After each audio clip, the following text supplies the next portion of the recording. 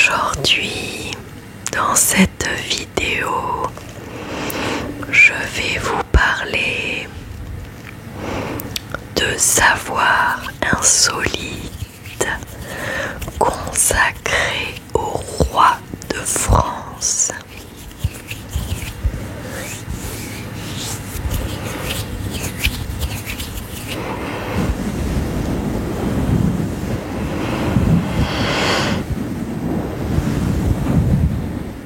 Alors, installe-toi là où tu te sens le mieux. Et moi, je vais débuter la vidéo, la lecture chuchotée. Alors, 14 histoires embarrassantes mais bien réelles sur Louis XIV à connaître. Souverain incontesté de la France et incarnation du luxe monarchique, Louis XIV dissimule aussi une série d'anecdotes peu flatteuses. Entre hygiène approximative et exigence extravagante, voici 14 récits authentiques, amusants et parfois franchement gênants sur le roi Soleil. On l'imagine solennel, vêtu d'une grande perruque et imposant sous les dorures de Versailles. Pourtant, derrière l'image impeccable du plus célèbre des rois français, se cachent des épisodes bien moins glorieux. Louis XIV, figure de l'autorité absolue et du pouvoir central, traîne avec lui un cortège de manies étranges et de scènes quelque peu embarrassantes. Saviez-vous par exemple qu'il faisait réaliser des soins médicaux en public, qu'il chaussait des talons hauts de 10 cm pour paraître plus élancé, ou encore que son palais n'avait pas toujours une odeur très agréable?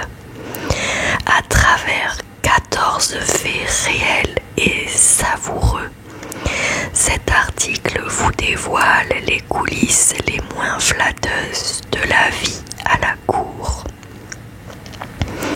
Une façon originale mais aussi instructive d'aborder l'histoire à travers ce qu'elle a de plus curieux, de plus drôle et de plus humain.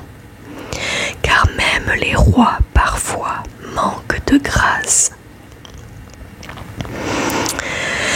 Alors, numéro 1, le 15 août, une fête instaurée grâce à Louis XIV. Un héritier pour le trône de France, enfin. Louis XIII et Anne d'Autriche n'y croyaient plus. Après 23 années de mariage et moult fausses couches, la reine vient à 37 ans d'avoir son premier enfant, Louis. Un fils providentiel né le 5 septembre 1638 au château de Saint-Germain-en-Laye, et surnommé Dieudonné, donné par Dieu. Car pour le couple royal, ce petit, c'est l'œuvre de la Sainte Vierge. Il faut dire que les parents ont tout fait pour. Le 10 février de cette année bénie, ils ont placé le royaume sous la protection de Marie. Le 15 août, jour de sa fête, ils ont exigé des processions partout en France. Ils ont même demandé aux frères Fiacre, qui auraient vu la sainte femme, d'intervenir auprès d'elle. Alors, cette grâce divine mérite bien que Louis XIII fasse du 15 août un jour férié. C'est vrai ça. Un jour férié. Bon. Ok. Numéro 2. Sa mère a organisé son dépucelage. Elle est laide, a un œil en moins et pas loin de 40 ans. Pas une reine de beauté, Cato la Borgnesse, mais c'est pourtant elle, la première maîtresse de Louis le Grand. Elle initie un jour de 1652 le souverain de 14 ans qui vient d'atteindre sa majorité sexuelle au plaisir de la chair. Une drôle de liaison qui n'est pas le choix du roi, mais celui de la reine-mère. Elle veut s'assurer que son fils sera propre au mariage. Elle a recruté la Cato, Catherine Henriette Bélier de son vrai nom, parce que c'est sa femme de chambre et confidente, qu'elle est portée sur la chose et qu'avec son physique, Louis XIV ne s'éprendra pas d'elle. Il n'empêche, la dame collectionne les amants et le roi lui-même se laisse séduire. Une créature de beaucoup d'esprit selon le mémorialiste Saint-Simon, fort audacieuse et plus que galante, que le jeune Louis retournera voir à maintes reprises. Numéro 3. À 20 ans, Louis XIV est chauve mais vivant. Il s'en est fallu d'un cheveu. Ce 8 juillet 1658, Louis XIV reçoit les derniers sacrements. Ce n'est plus qu'une question d'heure avant que la fièvre typhoïde ne l'emporte. Désespérés, les médecins tentent un dernier traitement, le vin émétique, ce puissant vomitif auquel personne ne croit, mais qui va sauver le roi Soleil. Si dans la bataille, le clinquant monarque de 20 ans perd ses cheveux, l'obligeant désormais à porter une perruque, il a gagné un combat de plus contre la maladie. Depuis qu'il est petit, son existence est jalonnée par les maux. Bénin comme mortel.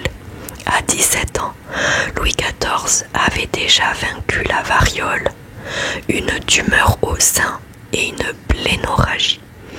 Un survivant qui en tout aura subi plus de 2000 saignées et 5000 lavements. Numéro 4. Louis XIV a créé le premier zoo moderne. Versailles, chef-d'œuvre d'architecture, symbole de la puissance monarchique, et pionnier des zoos modernes. Le premier grand projet de Louis XIV dans ce qui sera plus tard sa résidence permanente, c'est la ménagerie royale. En 1662, 20 ans avant d'y installer sa cour, ce sont les animaux exotiques que le jeune souverain fait venir à Versailles. Des ibis, des autruches, des gazelles et même des éléphants et une tigresse. Avec ses 7 enclos arborés, sa classification des espèces et ses points d'observation, ce lieu novateur sera bientôt un modèle pour les autres cours d'Europe. Numéro 5. Cet homme à femme a eu 26 enfants. J'ai fait ce que j'ai pu pour ne pas m'abandonner à mes passions, mais je ne puis plus résister à leur violence et je ne me sens même pas le désir de le faire. Fermez les guillemets. Ainsi le roi Soleil se confesse-t-il un jour à sa mère qui le sermonne sur ses infidélités à répétition. Car le fougueux mari de Marie-Thérèse d'Autriche, épousé le 9 juin 1660 par raison d'État, multiplie les conquêtes. Il y a les maîtresses de passage, les favorites comme la discrète Louise de la Vallière, son amante de 1661 à 1667, et l'impétueuse Madame de Montespan, avec qui il vit 10 ans de relations torrides. Autant de liaisons qui en font l'homme le plus prolifique de la cour. Le roi a 6 enfants de la reine et 20 illégitimes.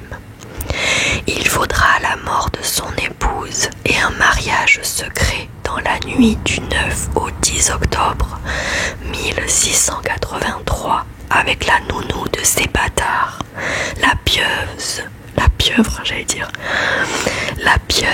Madame de Maintenon, pour que cesse la valse des favorites. Numéro 6. Louis XIV, un gros fêtard qui sait recevoir. Le lieu le plus branché de la France du XVIIe siècle, Versailles. En 1664, le château n'est encore qu'une maison de campagne quand Louis XIV y organise sa première grande fête, les plaisirs de l'île enchantée. 6 jours de bringue, 600 invités, des balais, des feux d'artifice. Rien n'est trop beau pour montrer la magnificence royale et s'assurer de la sorte une cour docile. Par là nous tenons leur esprit et leur cœur, quelquefois plus fortement peut-être que par les récompenses et les bienfaits, écrit-il dans ses mémoires pour l'instruction du dauphin. Le flamboyant monarque donne même de sa personne en paradant dans un costume brodé d'or et de pierres précieuses.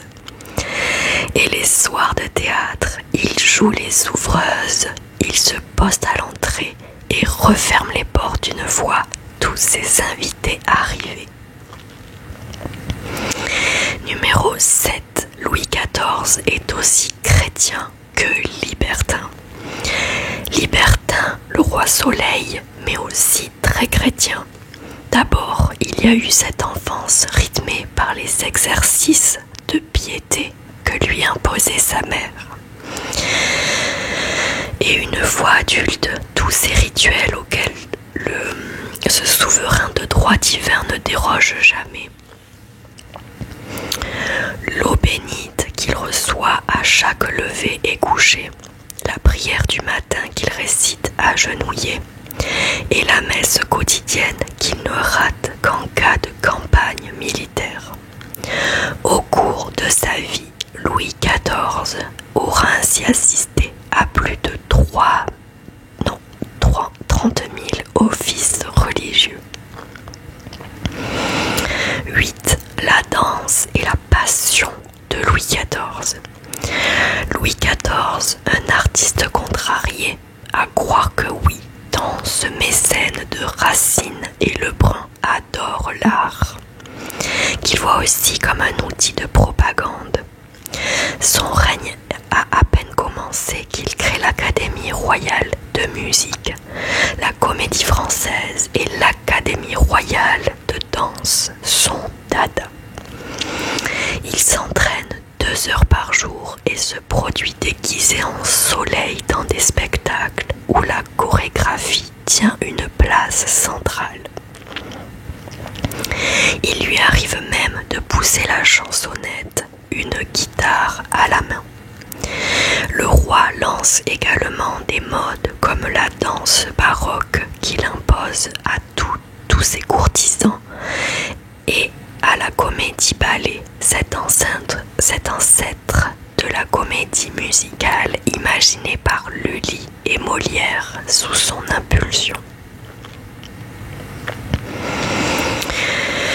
9. C'est le roi des chicots et de la mauvaise haleine. À même pas 50 ans, celui qui a choisi Apollon, le dieu grec de la beauté, comme figure tutélaire a déjà plein de chicots. La faute à son hygiène déplorable et à son appétit pantagruélique. S'il démarre toujours sa journée par un bouillon, Louis XIV se rattrape ensuite avec 7 autres repas ultra copieux. Son péché mignon pour les sucreries n'arrange rien. Et en 1685, il doit se faire extraire toutes les dents de la mâchoire supérieure gauche. Sauf quand l'opérant, le médecin lui troue le palais. Désormais, les liquides lui ressortent par le nez, provoquant une haleine quasi cadavéreuse, selon le roi lui-même.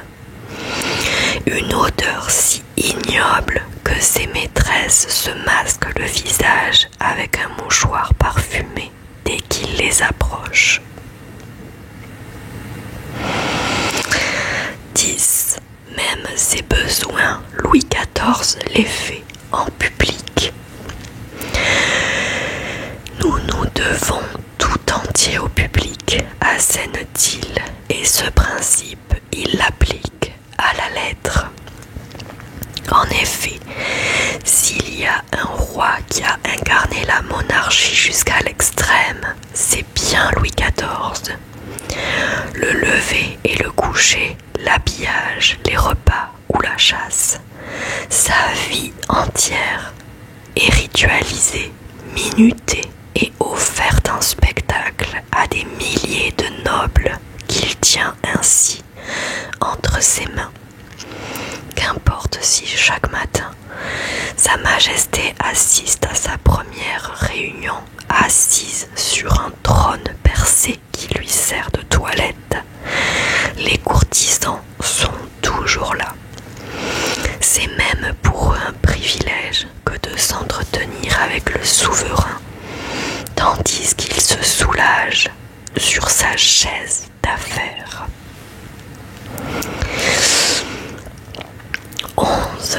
Sa fistule anale serait à l'origine de l'hymne britannique. Qu'est-ce donc l'hymne britannique? Une chanson née du derrière de Louis XIV. Tout part d'une fistule anale qui, en 1686, fait atrocement souffrir le roi. Vite, il faut soigner l'abcès, mais l'intervention est risquée. Plusieurs cobayes humains sur lesquels son médecin s'est fait la main y sont restés. Contre toute attente, le royal patient s'en sort. Un tel miracle mérite bien un chant. Et c'est Lully qui s'y colle. Le compositeur imagine alors une musique sur Grand Dieu sauve le roi. Un texte écrit par une religieuse proche de Madame de Maintenon. L'histoire aurait pu s'arrêter là s'il n'y avait pas eu la venue à Versailles 30 ans plus tard de Georg Handel. Le musicien anglais d'origine allemande aurait été conquis par la mélodie et l'aurait ramené dans son pays pour la présenter à Georges Ier. Le souverain en aurait alors fait son hymne sous le titre God Save the King. Ou quand la fistule d'un séant royal reste dans les annales. 12. Le cœur momifié de Louis XIV a fini en peinture. J'espère que vous vous souviendrez quelquefois de moi en prononçant sur son lit de mort ce modeste vœu de prospérité. Le vieux Louis XIV ne croyait pas si bien dire. Emporté par la gangrène le 1er septembre 1715, le roi Soleil va laisser une trace indélébile dans l'histoire. Littéralement, des peintres vont utiliser son cœur comme pigment, le brun momie, une substance rare obtenue l'origine des momies égyptiennes. Par quel prodige la Révolution, en octobre 1793, des insurgés profanent les tombes des rois de France. La dépouille de Louis XIV finit dans une fosse commune, tandis que son cœur embaumé, conservé ailleurs, est revendu à des artistes. Mais qui s'offre ce brun momie? Alexandre Pau de Saint-Martin et Martin Drolling. Les deux hommes se serviront des fragments du cœur royal pour donner à leur tableau un vernis inimitable.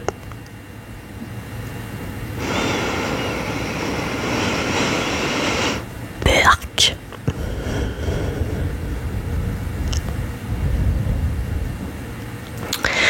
Numéro 13. Louis XIV, un roi de la guerre devenu pacifiste. Elle fut l'une de ses grandes passions et l'un de ses regrets les plus profonds.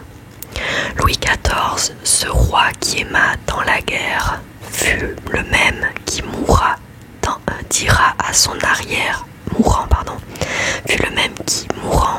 dira à son arrière-petit-fils, le futur Louis XV. C'est la ruine des peuples. J'ai souvent entrepris la guerre trop légèrement et l'ai soutenue par vanité. Ne m'imitez pas, mais soyez un prince pacifique. Guerre de dévotion, guerre de Hollande, guerre de la Ligue d'Augsbourg, l'illustre héritier des Bourbons va consacrer plus de 30 ans à se battre. Contre l'Espagne, le Saint-Empire romain germanique ou l'Angleterre. Ce qu'il veut, conquérir de nouvelles contrées au nord et à l'est et affirmer ainsi son hégémonie. Paris tenu. À sa mort en 1715, la France s'est agrandie en annexant, entre autres, l'Artois, l'Alsace et la Franche-Comté. Avec 20 millions d'habitants, elle est le royaume le plus peuplé d'Europe, le plus puissant et le plus ruiné. Le roi Soleil laisse à son successeur une dette de 600 millions de livres et un État au bord de la faillite, le prix de la guerre. Et enfin, Louis XIV détient le record du plus long règne de France. 72 ans, 3 mois et 18 jours. Louis XIV détient le record du plus long règne de France, mais aussi l'un des plus longs d'Europe. Mieux que la reine d'Angleterre, Élisabeth II. Le 64e roi de France est monté sur le trône très tôt, à 4 ans et demi seulement. Quand son père, Louis XIII, s'est éteint le 14 mai 1643, et aussi parce qu'il a vécu jusqu'à l'âge vénérable de presque 77 ans. Un vieillard pour l'époque. À sa mort, ils étaient très peu de Français à avoir connu un autre souverain.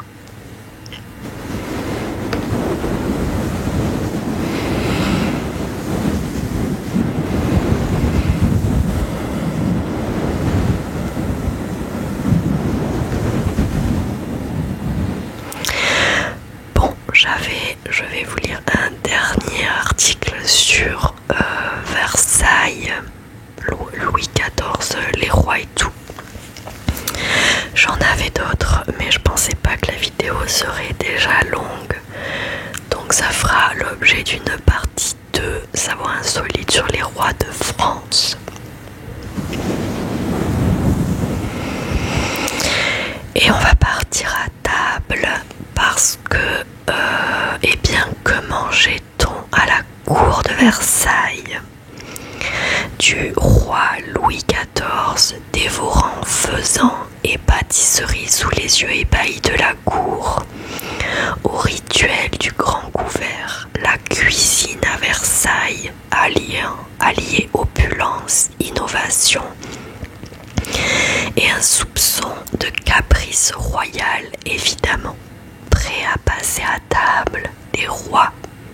découvrir les secrets. Si Versailles fait rêver par ses tableaux, ses jardins à la française et ses bals somptueux, la table du roi n'était pas en reste. Véritable vitrine du pouvoir et du raffinement, la gastronomie à la cour de Versailles relevait d'un art à part entière. Entre cérémonial strict et plaisir démesuré, Louis XIV, réputé pour son solide appétit, pouvait avaler plusieurs kilos de nourriture lors d'un repas. Mais au-delà de l'image du roi gourmand, c'est tout un monde culinaire qui se révèle à cette époque. Le grand couvert, que mangeait-on à la cour de Versailles? À la cour de Versailles, la gastronomie royale reflétait à la fois le raffinement du pouvoir et une richesse remarquable. Lors du grand couvert, un repas public très codifié auquel participait le roi, la reine et leur famille. Les mets étaient servis en plusieurs services, dans une mise en scène luxueuse. Louis XIV s'y soumettait chaque jour, tandis que sous Louis XV et sous Louis XVI, ce rituel se limitait aux dimanches et jours de fête.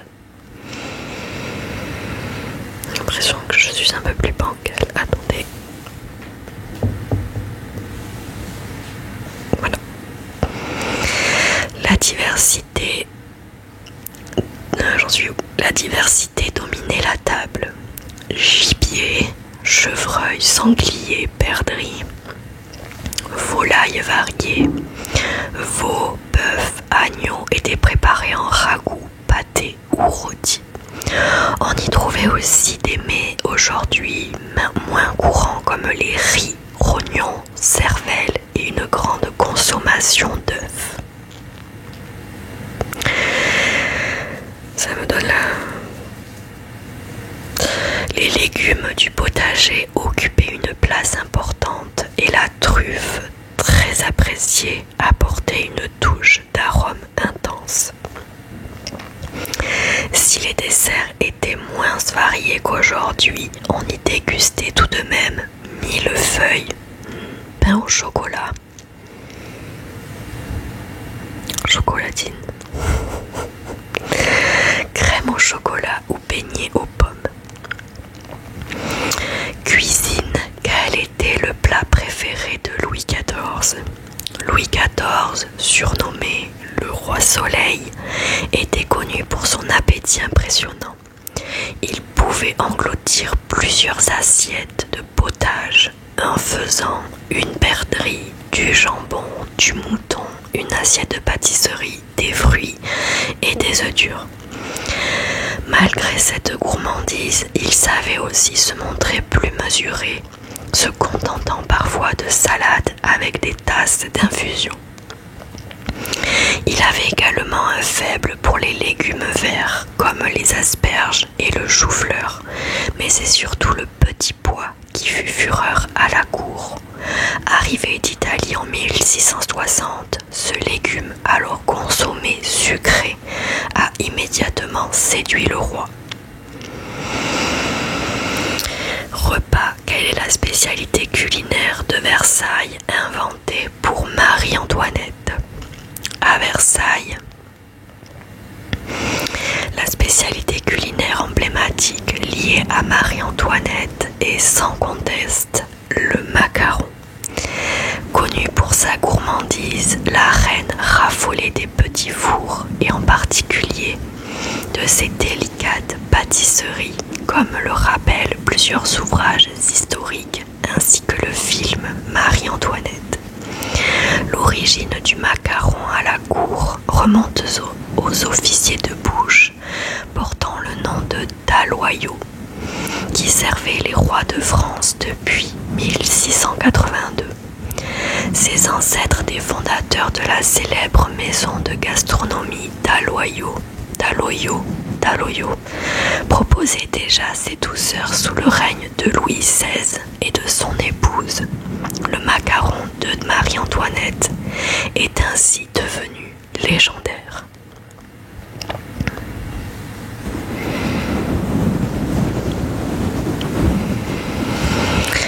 Voilà les amis, c'est tout pour moi pour cette vidéo, ma foi, fort intéressante. J'espère que vous avez autant apprécié que j'ai aimé la tournée. J'ai encore appris plein de choses. J'espère que cette vidéo vous aura détendu, relaxé, endormi ou enrichi, je ne sais pas.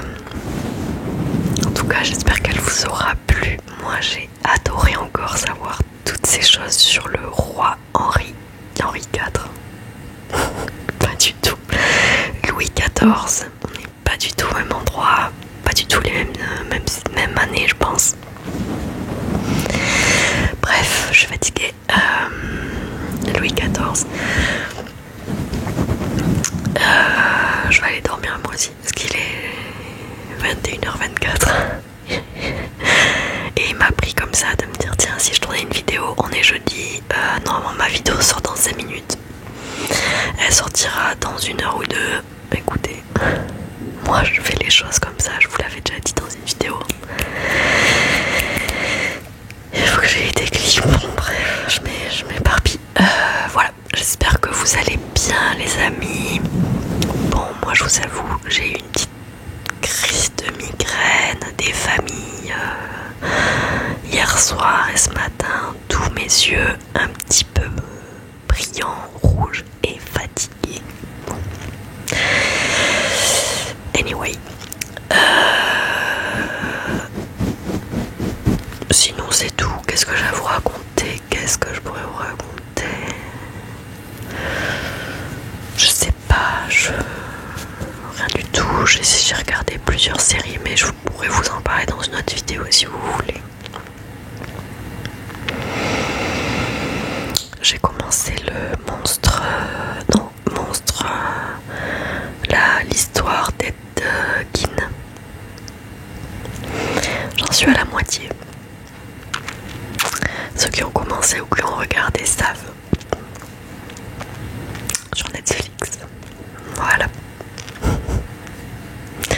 Moi j'aime bien, mais c'est... Voilà, il faut pas... J'essaie de regarder ça le matin, quoi. Pas avant de m'endormir. Bon bref, je vous ferai un débrief des séries et films que je regarde si vous voulez. Dans une autre vidéo. Je vous embrasse très fort les amis. Merci beaucoup. Je prendrai du temps pour vous répondre, promis, à vos commentaires. Merci pour vos likes, merci pour vos boosts. Merci d'être là. Même si c'est vrai que j'ai passé une semaine sans vous faire de vidéos, je suis désolée. Mais voilà, je disparais, je repop comme les Pokémon. Ils vont m'attraper. Faut me jeter des Pokéballs, moi. Pokéball. On dit Pokéball. C'est pas les trucs pour manger ça, les Pokéballs. On dit aussi une Pokéball pour les Pokémon. Mais oui. Je suis fatiguée. Bon, allez, je vous laisse ici. Ça devient n'importe quoi. Je vous fais de très gros bisous. Je vous dis à très vite et prenez bien soin de vous. Buvez de l'eau, soyez